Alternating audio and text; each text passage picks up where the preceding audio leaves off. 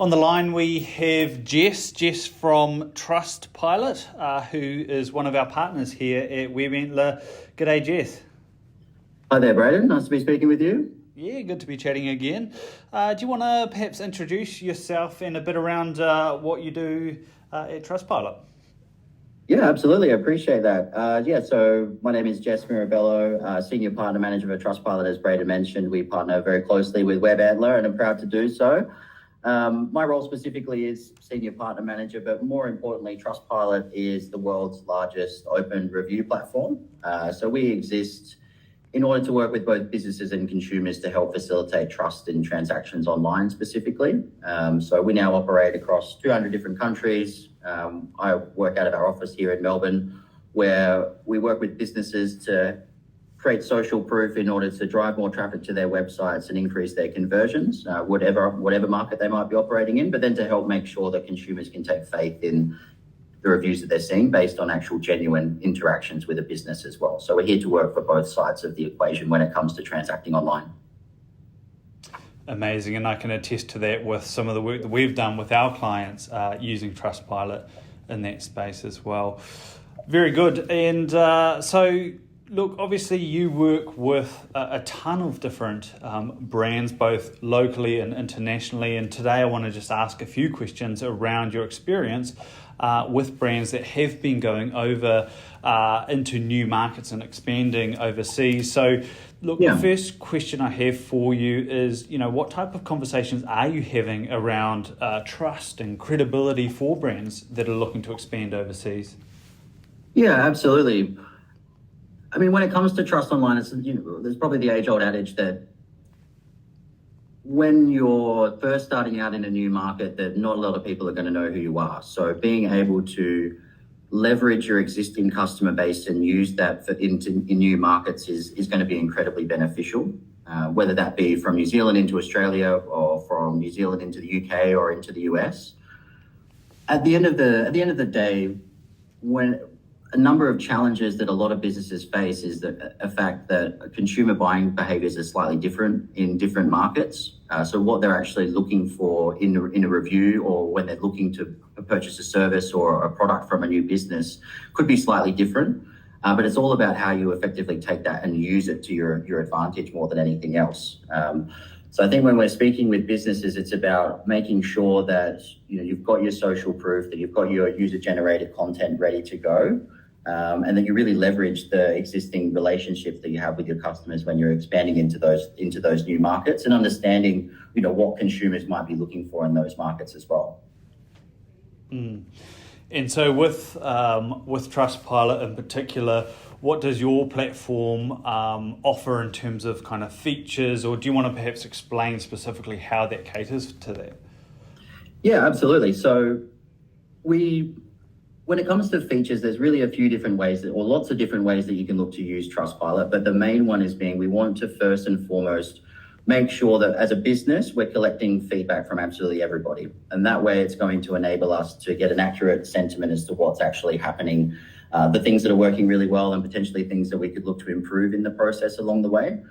So a big focus there is on the automation piece, because we know that asking everybody for a review, making sure that it's easy for them to leave a review helps increase the volume of reviews that we get as well. And we really want to make sure that that's coming through first and foremost. Particularly what we're focusing on is verified reviews as well. So something that we can actually link back to a genuine transaction, and it could be an e-commerce integration or a number of other avenues that we have. We can actually do that without necessarily needing further any manual intervention from either the business or the consumer. So that's probably the first thing that we really want to focus on, is getting a nice healthy base, a nice healthy trust score. We refer to that, which is effectively the rating out of 5. And then once we've got that base in place, we'll want to start displaying that everywhere that our customers are looking. So if you have a really strong social media following or a social media strategy, then we want to be taking those reviews and using them across Facebook, Instagram, Pinterest, etc. Or because of our partnership with Google, we're one of Google's verified review partners, we can actually feed those reviews into that ecosystem as well. So if it's more of a strategy around spending on Google Ads to attract new customers in new markets, then we can actually increase the conversion rates on that by, Google tells us, on 10% on average as well. So that's just a few of the ways that we want to get more visibility on the actual products or services that businesses are selling.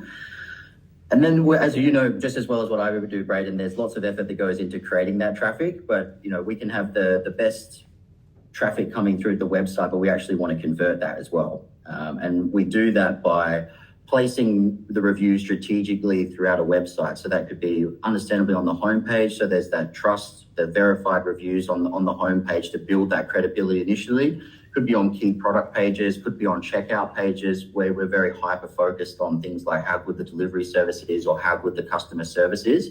And all of these things are just reinforcing the decision to the customer that they want to go ahead and make this purchase or go ahead and fill in that form in order to create an inquiry.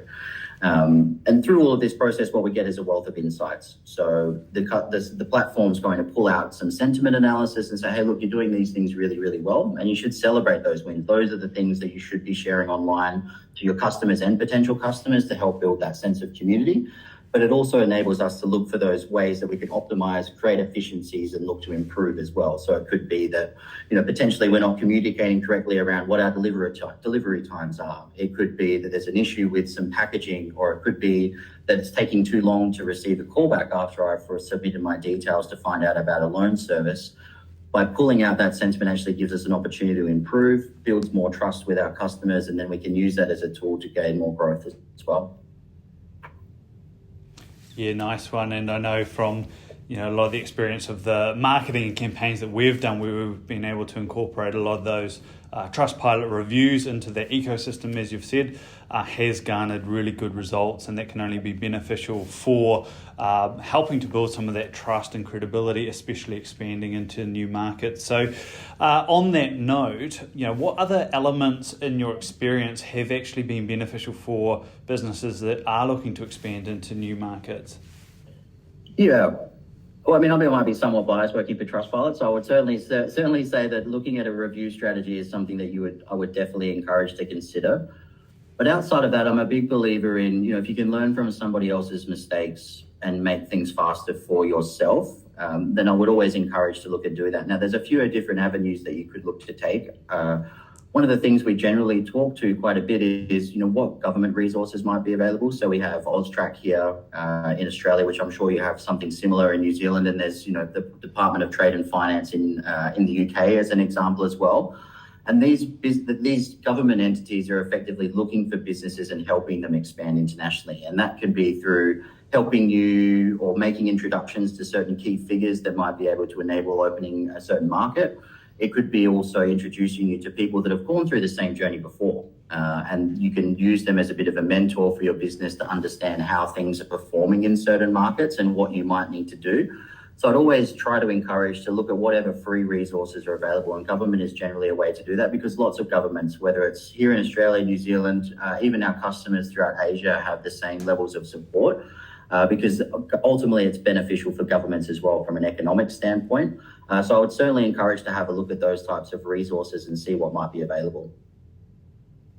Yeah, fantastic. And I know from our experience working with NZTE and New Zealand side of things and Austrade and the like in Australia, definitely offers a lot of benefits there. So that's definitely something that people should be considering if they haven't already.